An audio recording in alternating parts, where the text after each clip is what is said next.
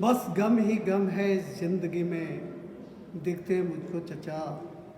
लगता है नीरस जिंदगी में, सरस कुछ भी ना बचा।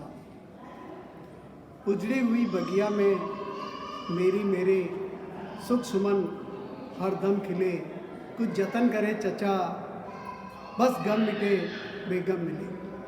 हर व्यक्ति अपने जीवन में खुश रहना चाहता है और खुशी तभी मिलती है जब वो अपने आप को अपने मन से खुश रहे।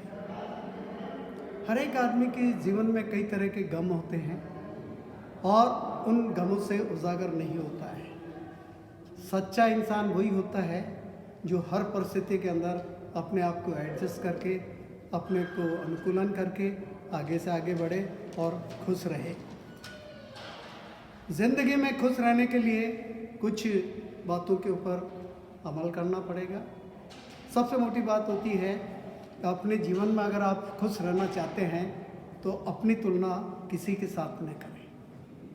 अगर आप किसी के साथ तुलना करेंगे तो दुखी हो जाएंगे। वो कैसा रहता है, वो कैसा खाता है, वो कैसे पीता है, चाहे मेरा संबंधी हो, मेरा भाई क्यों हो। वो ज़्यादा पैसे वाला हो गया, मेरे पास कम आर्थिक साधन है।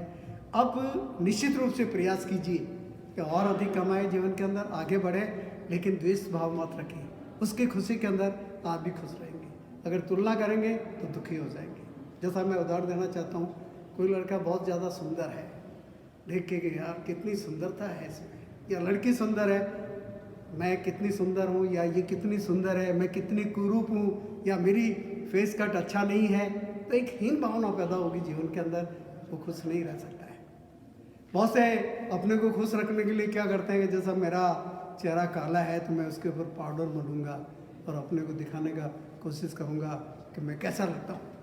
मैं अपने आप में अच्छा लग रहा हूँ, लेकिन जो देखने वाला वो देखता है कि कैसा इसका भद्दा चेहरा लग रहा है। तो जहाँ एक तरफ आपको खुशी मिल रही, उस प्रकार के विचार अगर नकारात्मक आएंगे तो आपके अंदर हीन भावना होगी। हर परिस्थिति के अंदर खुश रहिए। ये अमूल्य जीवन है, ईश्वर ने हमें दिया है। हम जैसे हैं हर हाल में हमें, हमारा चाहे रंग काला है, चाहे गोरा है, चाहे हम लंबे हैं, चाहे हम ठिगने हैं, चाहे हम कैसे भी हैं, चाहे कुरूप है, तो हम एक ईश्वर की कृति है, उसको पाकर धन्य होना चाहिए, उस हाल में खुश रहना चाहिए। तो जीवन में किसी से तुलना नहीं करना चाहिए। मेरा साथी ये आगे बढ़ गया, खुशी मिलती है। जैसे उसने, हमारे यहाँ पांडे जी ने पीएचडी कर ली, उनको बहुत सुख मिलता है आत्मिक कि चलो हमें भी खुशी होती है कि पांडे साहब ने जो पीएचडी कर ली है। लेकिन देखिए कुछ व्यक्ति ऐसे करें, अरे क्या है पीएचडी तो ऐसे ही है, बहुत से पीएचडी वाले, अरे पूछोगे उन्होंने कितनी मेहनत की, कितना क्या, उसकी सद्भावना के अंदर अपना सहयोग दीजिए, उनका मनोबल बढ़ाइए, तो एक खुशी मिलती है उनको भी। अरे साहब क्या आपने जो पीएचडी कर ली, इतनी परिस्थितियों के अंदर, विकट परिस्थितियों में रहते हुए भी आप आगे बढ़ रहे हो, तो बहुत अच्छी खुशी की बात है। तो दिल से खुशी होनी चाहिए। तो प्रत्येक आदमी की खुशी के अंदर अगर आप खुशी जाहिर नहीं करेंगे तो कैसे आपको खुशी मिलेगी। मैंने जीवन में अपना सीखा है, मैं अपने साथियों से मिलता हूँ, मैंने अपना अनुभव लिया है। मैं किसी से मिलता हूँ तो बड़ा खुश होकर मिलता हूँ। उन्होंने कहा क्या चेहरा लग रहा है आपका, क्या मुस्कुराहट हुई आपकी चेहरे, और अपन निडाल से मिलेंगे, मुरझाए हुए चेहरे से मिलेंगे तो कहाँ आपको खुशी मिलेगी। बड़े गर्म जोशी से मिलते हैं, हाथ तब्बे से मिलाते हैं, गले से मिलते हैं तो बड़ा अच्छा लगता है, दिल भाग भाग हो जाता है। तो जीवन में खुश रहने के लिए एक बना लीजिए कि किसी से भी, किसी भी मायने के अंदर आप तुलना मत कीजिए। अगर तुलना करेंगे तो निश्चित रूप से आपको दुख होगा, खुशी नहीं मिलेगी। इसलिए कहा गया है laughter is the best medicine. अगर आप खुश रहते हैं, खुश मिजाज रहते हैं, हंसते रहते हैं, तो एक दवा का काम करता है। ये जो मनुष्य शरीर है, अगर मनुष्य खुश नहीं रहेगा तो मानसिक रूप से और शारीरिक रूप से भी वो स्वस्थ नहीं रहेगा। इसलिए ज़रूरी है कि आप अगर स्वस्थ रहना चाहते हैं मानसिक रूप से या शारीरिक रूप से, तो आपको प्रसन्नचित्त होकर रहना पड़ेगा, तभी आप आगे बढ़ सकते हैं।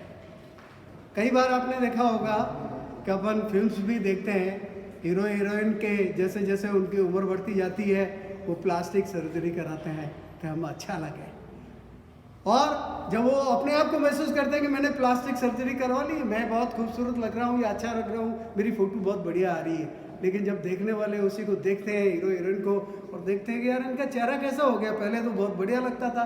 तो दो तरह के विचार है, एक तरफ मुझे खुशी मिल रही कि मेरा चेहरा कैसा लग रहा है, बहुत बढ़िया, मैं अपने आप को खूबसूरत महसूस कर रहा हूँ, दुनिया वाले भी मुझे। लेकिन जब प्रतिक्रिया आती है, यार चेहरा इतना बढ़िया पहले जैसे नहीं लग रहा, तो एक थोड़ा सा दुख होता है। तो कहने का मतलब कोई खुशी का कोई मापदंड नहीं है, खुशी समय और परिस्थितियों के अनुसार बदलती रहती है। कहीं पे आपको खुशी मिल सकती है और उसी से आपको दुख भी हो सकता है।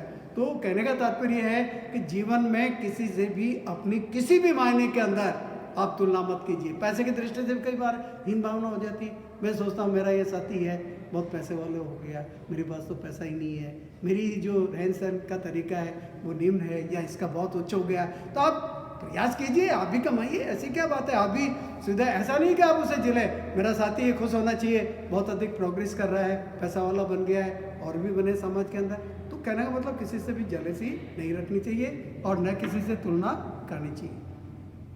दूसरी बात है कि सोशल मीडिया के टाइम में आप कटौती कीजिए। आजकल क्या है, मोबाइल का युग है, इंटरनेट का युग है, और मोबाइल से जुड़े रहते हैं, हम उसके आदी हो गए हैं। और आप देखिए कि सोशल मीडिया से कई तरह के नकारात्मक विचार भी पैदा होते हैं, खुशी भी मिलती है। कई ऐसे सीन देखते हैं जिससे हमारे दिमाग के ऊपर, मन मस्तिष्क के ऊपर उसका प्रभाव बुरा पड़ता है। तो इसको आपको सोशल मीडिया के टाइम के अंदर आपको कटौती करनी पड़ेगी। दूसरे सेक्टर में आपको ध्यान लगाना होगा। सीमित करें मोबाइल का प्रयोग। आदमी आज टाइप्ड हो गया है, इतना ज़्यादा मोबाइल का उपयोग करने लग गया है कि जीवन के अंदर आप देखिए कि उसका एक आधार बन गया है, बिना उसके नहीं रह सकता है। एक बीमारी सी लग गई है, सुबह से शाम तक उसमें लगा रहता है। कई बार मैं देखता हूँ कि मुझसे मिलने वाले आ रहे हैं, या मैं मोबाइल के ऊपर लग रहा हूँ, उनसे बात ही नहीं कर रहा हूँ। आप किसी से यहाँ मिलने गए और वहाँ देखिए आप उनसे बात करना चाह रहे हैं और उनको फुर्सत ही नहीं, मोबाइल पे लग रहे हैं। तो आपका जो सामाजिक जीवन है, इससे कितना खुश रह पाएंगे। तो आप जीवन में खुश रहना चाहते हैं तो मोबाइल का सीमित उपयोग करने। इसके अलावा आपको अपने शौक को समय देना होगा। जीवन के अंदर आप खुश रहना चाहते हैं तो अपने शौक पालिए, अच्छा खाइए, अच्छा पहनिए, अच्छा है जो रहिए। और कभी कभी क्या होता है कि अपने जो शौक, जैसे गीत गाइए, गाना गाइए, नाचिए, बागवानी में अपना जो समय व्यतीत कीजिए, अपना जो पसंदीदा खेल है वो खेलिए, ताकि आपको मन की खुशी मिलेगी और आप प्रसन्नचित्त रहेंगे, आनंदित रहेंगे। तो सुखी रहने के लिए आपको अपने शौक को भी समय देना होगा। नेक्स्ट है खुद को डेट करें। कभी कभी आपको अपने मन पसंद की बातें भी चुननी चाहिए। किसी दिन निश्चित कीजिए, आप अपनी पसंद की ड्रेस पहनिए, अपनी पसंद का खाना खाइए और मौज मस्ती कीजिए और वो बनाइए जो आपको पसंद हो। तो आपको एक अजीब सी खुशी मिलती है। कभी कभी हमने ज़िंदगी के अंदर ये सीखा है कि मैंने दो बातों के ऊपर विशेष ध्यान दिया है और मुझे बड़ी खुशी मिली है। एक मैंने अपने पहनावे के ऊपर, अब देखिए मैं लेक्चरर भी रहा हूँ, प्रिंसिपल भी रहा हूँ, मैंने अपना ड्रेस कोड अपनी पसंद के अनुसार पहना है। मैंने किसी पे ध्यान नहीं दिया कौन क्या कहता है क्या नहीं कहता है, उससे मेरे को परवाह नहीं है। मैं अपनी पसंद की चीज़ पहनता हूँ। उसी प्रकार आप अपने पसंद की चीज़ पहनिए, चुनिए और खुद को डेट करना सीखिए। इसके अलावा ड्रेस की बात तो कही है, खाना भी खाइए। आपका जो पसंदीदा खाना है वो खाइए, आनंद लीजिए। इसके अलावा मैं तो कई बार अपने बात ये करता हूँ कि मुझे आउटिंग के ऊपर मैं चला जाता हूँ, अपने मोबाइल को बंद कर देता हूँ, दिन दुनिया से कुछ नहीं, आराम से मौज मस्ती करते हैं, घूमते फिरते हैं, तो एक सुकून सा मिलता है। तो कहने का मतलब आप खुद को करें डेट, तभी आपको जीवन में सुखी मिलेगी। देखिए आप फिर कितना आपको आनंद मिलता है कि आप अपनी पसंद की बातें कर रहे हैं। तो एक अलग से आपको सुकून मिलेगा, एक अलग से आपको आनंद मिलेगा। नेक्स्ट है कि आपको योग, ध्यान, प्राणायाम भी करना होगा। इससे क्या होगा कि प्राणायाम करने से आपका शारीरिक रूप से तो स्वस्थ रहेंगे, मानसिक रूप से भी आप स्वस्थ रहेंगे। जैसे प्राणायाम करते हैं तो इससे क्या होता है कि हमारे शरीर को ऑक्सीजन मिलती है, पूरे शरीर के अंदर ऑक्सीजन जाएगी और हम तंदुरुस्त रहेंगे, खुश रहेंगे, प्रसन्नचित्त रहेंगे। उचित मात्रा में अगर ऑक्सीजन पहुँचेगी हमारे शरीर के अंदर तो हमारा शुद्धिकरण होगा, हमें आत्मिक सुख मिलेगा। इस प्रकार से आप ये देखेंगे कि आदमी अवसाद से बाहर निकलता है और मानसिक जो विकार है उससे वो पीड़ित नहीं होता है अगर आप प्राणायाम करेंगे और स्वस्थ रहेंगे। इस प्रकार से आप देखेंगे, एक अंतिम बात मैं कहना चाहता हूँ कि मनुष्य को दूसरे की मदद भी करनी चाहिए। मदद करने से एक सुकून सा मिलना आता है। ऐसे व्यक्तियों की मदद नहीं कीजिए जिसको ज़रूरत नहीं है, जो ज़रूरतमंद है उनको आप मदद कीजिए। और मैंने जीवन में ऐसा किया। इससे क्या है कि मनुष्य को एक भावात्मक संतुष्टि मिलती है और मैंने ये प्रैक्टिकल रूप से देखा, अपने जीवन में किया है। जैसा मैं आपको एक उदाहरण देना चाहता हूँ कि मेरे गांव के अंदर एक राजपूत परिवार का व्यक्ति रहता था। उसके बच्चे, गरीब परिवार था, उसके बच्चे का पैर टूट गया। वो मेरे मन में आया कि मैं क्यों नहीं इसकी आर्थिक सहायता करूं। मैं उसके घर गया और मेरी जितनी श्रद्धा थी मैंने उसको सहयोग किया। तो भावात्मक रूप से मुझे बड़ी खुशी मिली कि देखो यार, मैं किसका। तो इस प्रकार से आपको जीवन में कभी कभी दूसरे का सहयोग भी करना चाहिए, चाहे आर्थिक रूप से करो, चाहे शारीरिक रूप से करो, चाहे मानसिक रूप से करो, तो उसका मनोबल बढ़ेगा और अपने को भी एक संतुष्टि मिलेगी, बहुत बड़ा सुख मिलेगा। तो कहने का मतलब, अगर आप जीवन के अंदर सुखी रहना चाहते हो तो कुछ टिप्स के ऊपर आपको ध्यान देना पड़ेगा। और ये दीन दुनिया है, कहती रहेगी, इसकी परवाह मत करो। आप अच्छा काम करोगे, उसके दो पक्ष होते हैं हमेशा। कुछ लोग आपकी अच्छाई करेंगे, वाहवाही करेंगे, और कुछ उसकी बुराई भी करेंगे। उसकी परवाह मत कीजिए। आप जीवन को अपनी जीवन शैली से, अपने मन से, अपनी भावनाओं से जिए, फिर देखिए कि आपको कितना सुख मिलता है, कितना आनंद मिलता है। आप आनंदित हो जाओगे। इसी के ऊपर मैं एक छोटी सी कविता आपको बताना चाह रहा हूँ। ये कविता मुझे मालूम नहीं किसकी है, लेकिन मुझे बहुत अच्छी लगी तो मैं आपके सामने कहना चाहता हूँ।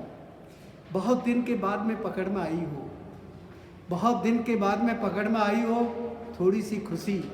खुशी कोई मेरी प्रेमिका नहीं है, मेरे मन की खुशी है, अंतरात्मा की खुशी है। बहुत दिन के बाद में पकड़ आई हो, थोड़ी सी खुशी। तो मैंने पूछा उससे कहाँ रहती हो आजकल, कहाँ रहती हो आजकल, ज़्यादा मिलती नहीं। मैंने पूछा कहाँ रहती हो आजकल, ज़्यादा मिलती नहीं। यही तो रहती हूँ। तो उसने जवाब दिया, खुशी ने, यही तो रहती हूँ। जवाब मिला। मैंने कहा बहुत भाव खाती हो। मैंने खुशी से कहा बहुत भाव खाती हो।